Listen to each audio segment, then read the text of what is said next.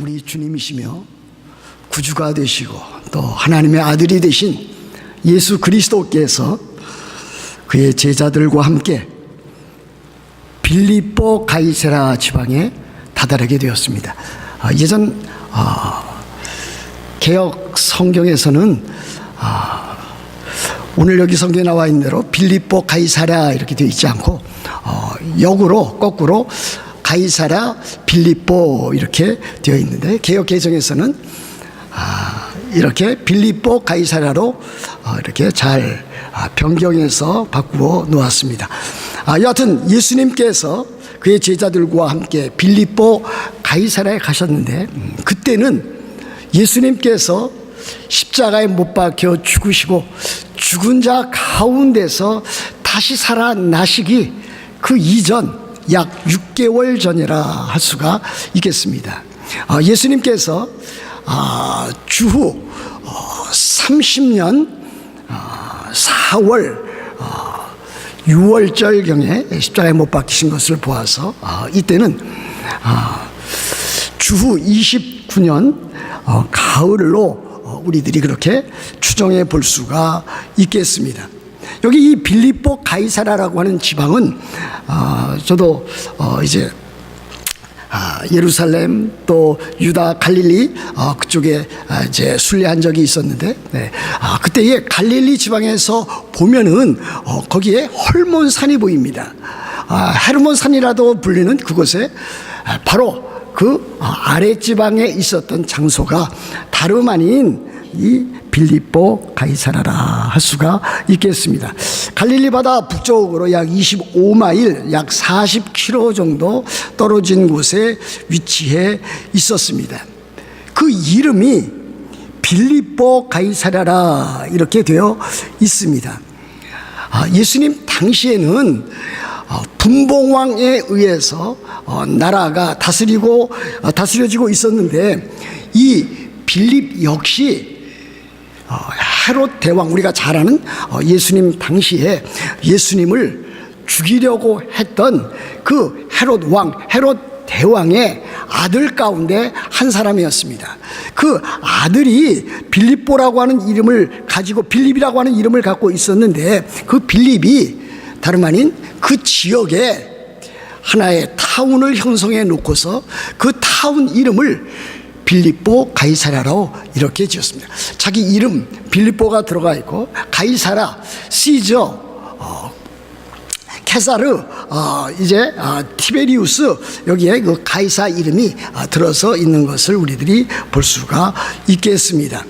그런데 이 빌립은 분봉왕 빌립은 예수님 당시에 헤롯 왕, 우리들이 그를 일컬어서 헤롯 안디바 또는 헤롯 안티파스라 이렇게 부르는데 바로 헤롯 안티파스의 바로 동생이 됩니다. 그곳에 도착했을 때에 예수님께서는 자기 자신을 인자라 지칭하면서 제자들에게 묻습니다. 여기서 인자라라고 하는 것은 사람의 아들이라고 하는 뜻입니다. 그런데 그 앞에 정관사 더가 붙어 있습니다. The Son of Man입니다. 그 사람의 아들입니다. 다니엘서 7장 13절을 반영해서 예수님께서는 고난받으시는 메시아 또 다시 오셔서 영원토록 통치하실 영광의 하나님을 자기 자신에게 적용시켜서 인자라고 하는 그 용어를 사용을 하셨습니다. 그러시면서 예수님께서 이렇게 묻습니다. 사람들이 인자를 누구라 하느냐 이렇게 묻습니다. 제자들이 어떻게 대답을 합니까? 더러는 세례 요한이라 합니다. 어떤 사람들은 예수님 당신을 일컬어서 세례 요한이라 합니다. 더러는 엘리야라고도 부릅니다. 어떤 사람들은 예레미야나 선지자 중에 하나라 이렇게 부른다고 했습니다. 세례 요한은 이미 참수되어서 지상에 있지 아니했습니다. 그러나 사람들 가운데는 세례 요한이 살아서 돌아온다라고 하는 그와 같은 믿음을 그와 같이 갖고 있었습니다. 예수님께서 이적과 기사를 베푸시고 교훈과 하나님의 말씀 천국 복음을 가르치시자 바로 이 예수님이 다시 생환에서 돌아온 세례 요한이 아닌가 이렇게 추정한 사람도 있었고, 그들 가운데는 헤롯 왕, 헤롯 안디바도 거기에 속해 있었습니다. 더러는 엘리야라 이렇게 불렀습니다. 그거 왜 그렇습니까? 엘리야는 죽음을 보지 아니하고 하늘로 올라갔기 때문에 예수님을 일컬어서 엘리야가 아닌가 이렇게 추정한 사람들도 없지 않아 있었습니다. 예레미야도 마찬가지입니다. 예레미야도 성경 기록에 보면은 그가 애굽으로 피신해 나간 것까지는 나와 있지만은 그가 죽었다고 하는 기록이 나타나 있지 않기 때문에 혹시라도 예레미야가 생존해서 돌아온 것이 아닌가 그렇게도 추정하는 사람들이 있었다. 또 어떤 사람은 신명기 18장 15절부터 18절에 있는 모세가 선지자 중에 하나, 나 같은 선지자 중에 하나가 이제 와서 하나님의 말씀을 선지자로서 전할 텐데 너희는 그의 말을 들어야 할 것이다 라고 했는데, 바로 모세가 예언했던 그 선지자가 아닌가 그렇게 생각하고 있기도 하는 것입니다. 그러나 이스라엘 백성들이 우리 주님이시요 구주시요 하나님의 아들이시요 메시아인 이 예수 그리스도를 단지 이토록 선지자의 하나 정도로밖에 인식하지 못하고 있었다라고 하는 것은 매우 안타까운 일이 아닐 수 없습니다. 그리고 그들이 예수님에 대한 그와 같은 지식과 이해는 매우 빈약한 그와 같은 것이었다 할 수가 있지 않겠습니까? 여하튼 예수님은 제자들에게 묻습니다. 그러면 너희는 나를 누구라 하느냐? 예수님은 이제 제자들로부터 제자들이 자기 자신을 어떻게 인식하고 믿고 있느냐를 지금 묻고 있습니다. 그때 베드로가 대답을 합니다. 우리들이 너무나 잘 알고 또 암기하고 있는 그와 같은 절수입니다. 주는 그리스도시요 살아계신 하나님의 아들이시니이다 그랬습니다. 영어 성경에 보시면은 이렇게 되어 있습니다. You are the Christ, the Son of the Living God 이렇게 되어 있습니다. 참으로 놀랄만한 사실은 주는 그리스도시요 했는데 우리나라 말 번역 성경인 개역 개정에서는 주는 예수님을 주님이라 이렇게 번역해 놓았지만은 사실 영어 성경이나 원어에 보면은 주라고 하는 단어이기 이전에 당신은 유라고 하는 그와 같은 단어를 사용하고 있습니다. 그러므로 베드로는 당신은 그리스도시요 메시아이시요 살아계신 하나님의 아들이시니다 이렇게 고백하고 있습니다. 참으로 이것은 놀라운 것입니다. 어떻게 베드로가 참으로 예수님과 함께 참으로 그의 말씀을 듣고 동고동락하면서 예수 그리스도를 이토록 제대로 바르게 이해하고 믿고 있었는가라고 하는 그와 같은 사실입니다. 베드로를 어떻게 믿고 있다고 했습니까? 예수님 그 당신은 그리스도시요 메시아이십니다. 더 나아가서 당신은 살아계신 하나님의 아들이시니다 이렇게 고백하고 있는 것을 보게 됩니다. 이스라엘 백성들은 메시아를 기다렸습니다. 그 메시아는 이 모든 일들 선지자로서 제사장으로서 왕으로서 모든 일들을 감당할 수 있는 이스라엘 백성들을 죄와 사망의 권세에서 구출할 수 있는 구원할 수 있는 그와 같은 메시아를 기대하고 있었습니다. 바로 이 베드로가 고백한 내용은 그와 같은 뜻을 담고 있었습니다. 예수님께서 이렇게 말씀하고 있지 않습니까? 바요나 시몬아 네가 복이 있도다. 이를 네게 알게 한 이는 혈육이 아니요 하늘에 계신 내 아버지시니라 이렇게 말씀으로 대답을 주십니다. 그런데 이 베드로의 신앙 고백을 받아들이신 예수님께서는 다시 베드로에게 이렇게 말씀하십니다. 이것이 이제 18절에 나와 있습니다. 또 내가 네게 이르노니 예수님께서 베드로에게 지금 말씀하고 있습니다. 너는 베드로라 내가 이 반석 위에 내 교회를 세우리니 음부의 권세가 이기지 못하리라 하였습니다. 이 18절 말씀은 매우 중요한 말씀입니다. 아니 우리 신앙 생활에 사활이 걸려 있다 할 정도로 매우 소중한 말씀입니다. 이 말씀을 제대로 이해하는 것이 우리들의 신앙 생활에 매우 필수적인 일입니다. 이것을 잘못 오해하면은 그 사람은 로만 가톨릭의 잘못된 교리와 잘못된 방향으로 빠져들어갈 수밖에 없습니다. 로만 가톨릭 교회에서는 어떻게 말하고 있습니까? 이 구절에 나타난 이 반석을 누구로 지칭하고 있는가? 사도 베드로, 그들이 추앙하고 있는 로마 교회의 제1대 교황으로 일컫는 베드로를 일컬어서 이 반석이라고 주장하고 있습니다. 과연 그렇습니까? 교회가 베드로 그 개인 또는 그들이 알고 있는 또 따르고 있는 로마 교황, 제1대 로마 교황 베드로에 의해서 세워진 것입니까? 로마 가톨릭이 주장하는 바가 바른 것입니까? 그렇지 않습니다. 결코 그렇지 않습니다. 우리 주님께서 이렇게 말씀하고 있지 않습니까? 너는 베드로라, 내가 이 반석 위에 내 교회를 세우리니 그랬습니다. 예수님께서 세우시는 교회는 내 교회입니다. 그런데 그 이전에 내가 이 반석 위에 내 교회를 세우리라 그랬습니다. 그렇다면 이 반석이 무엇인지가 중요한 것이 아니겠습니까? 그럼 이 반석은 무엇을 가리키고 있습니까? 누구를 가리키고 있습니까?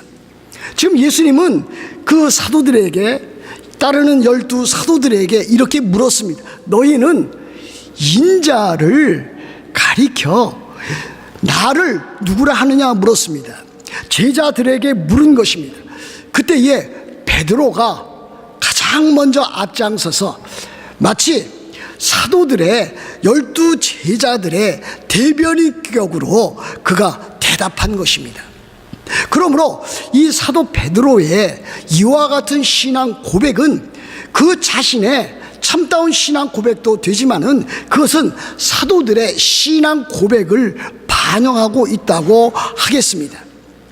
그러므로 교회라고 하는 것은 예수 그리스도의 교회요, 더불어서 사도들과 선지자들 터 위에 세워진 교회라고 하는 것을 우리들은 잊지 말아야 될 것입니다. 여러분, 이 교회라고 하는 것은 어떤 개인이나 단체에 의해서 그 위에 세워진 것이 결코 아닙니다.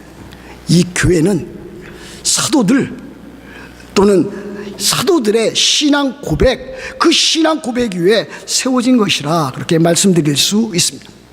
우리가 잘 아는 에베소서 2장 20절 말씀에 보면 이와 같은 말씀이 있습니다. 너희는 사도들과 선지자들의 터 위에 세우심을 받은 자라 그랬습니다. 너희는 했을 때 이 너희는 교회를 가리킵니다.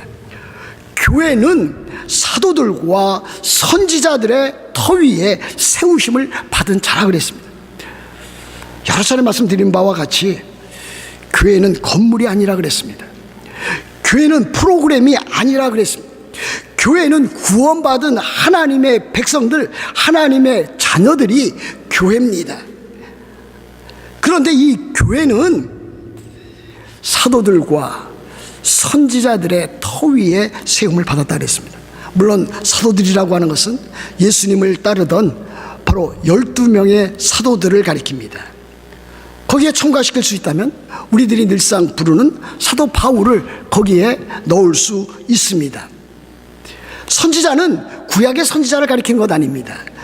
여기서 신약교회를 말씀하고 있는 것이기 때문에 신약의 선지자들을 가리키고 있습니다. 하나님의 계시를 전달했던 그와 같은 선지자들, 그와 같은 선지자들이 사도들과 더불어서 교회를 이루는 그 터가 되었다라고 하는 것을 보여줍니다. 그런데 그 교회는 누구의 교회인가? 그 교회는 예수 그리스도의 교회입니다. 이렇게 되어 있지 않습니까? 너는 베드로라, 내가 이 반석 위에 내 교회를 세우리니 음부의 권세가 이기지 못하리라 그랬습니다. 주님께서 지금 말씀하고 있는 교회는 바로 내 교회다. 이것은 너희들의 교회가 아니다. 심지어 사도들의 교회도 아니고 선지자들의 교회도 아니다라고 하는 것을 보여줍니다. 근데 우리들은 늘상 어떤 표현을 씁니까? 우리 교회라고 하는 표현을 많이 사용하고 있습니다. 저도 그것을 사용하고 있습니다. 뉴욕 만나교회를 일컬어서 우리 교회라 이렇게 사용하고 있습니다. 아마 여러분들도 그렇게 사용하고 있을 것입니다. 그런데 우리가 내 교회 또는 우리 교회라고 말을 했을 때는 그 교회에 내가 속해 있고 우리가 속해 있는 교회를 가리키는 것이지, 내가 주장하고 내가 다스리고 내가 마음대로 할 수 있는 그와 같은 교회가 아니라고 하는 것을 우리들에게 말하고 있습니다. 그러므로 교회라고 하는 것은 예수 그리스도의 교회입니다. 예수 그리스도께서 소유하고 있는 그와 같은 교회입니다. 예수 그리스도께서 주인이 되는 그와 같은 교회입니다. 목사들에게 물어보면 교회는 누구의 것이냐 그러면은 목사님의 것이다 이렇게 대답할 수 있습니다. 장로님의 자녀에게 물어보면 교회는 누구의 것이냐 그러면 장로님의 것입니다 이렇게 말할 수 있습니다. 그렇지 않습니다. 교회는 우리 주님의 것이다 라고 하는 것을 여러분이 잘 파악하고 있어야 될 것입니다. 요한복음 21장에 보시면 우리 주님께서 이렇게 말씀하지 아니하셨습니까? 베드로에게 일컫기를 너는 내 양을 치라, 내 양을 먹이라, 내 양을 치라 이렇게 말씀을 하셨습니다. 양은 누구의 것입니까? 예수 그리스도의 것입니다. 목사나 또는 교육자는 교회에 성도들을 일컬어서 우리 주님께서 맡겨주신 목양지고 양들이다, 청지기로서 그 직분을 감당해야 될 사람이다 라고 하는 것을 깨달아 알아야 되리라고 믿는 것입니다. 예수 그리스도, 그분은 교회의 머리가 되십니다. 교회는 예수 그리스도의 몸이 됩니다. 여러분들은 예수 그리스도의 몸된 교회의 지체가 됩니다. 몸의 지체입니다. 그러므로 우리들은 다 누구에게 속해 있는가? 예수 그리스도에게 속해 있습니다. 여러분들도 그렇고 저 역시 그렇다고 할 수가 있겠습니다. 교회는 목사 또는 장로의 교회가 아닙니다. 더 나아가서 교회는 교인들의 교회도 아닙니다. 여러분, 이것을 우리들은 잘 배워나가야 된다고 저는 믿습니다. 저는 그렇게 생각하면서 여태까지 목회해 왔습니다. 만일 이와 같은 일에 제가 실수했거나 또는 잘못을 했거나 또 참으로 그 범위를 넘어서 했다면은 주님께서 저를 용서해 주시기를 원하고 또 여러분들도 저를 용서해 주시기를 원합니다. 교회는 목사나 장로 또는 어느 개인 집단이 참으로 이 교회를 쥐락펴락 할 수 있는 그와 같은 교회가 결코 아니라라고 하는 사실입니다. 물론 교회는 여러 조직과 구성원들이 있습니다. 우리 뉴욕 만나 교회만 하더라도 당회가 있습니다.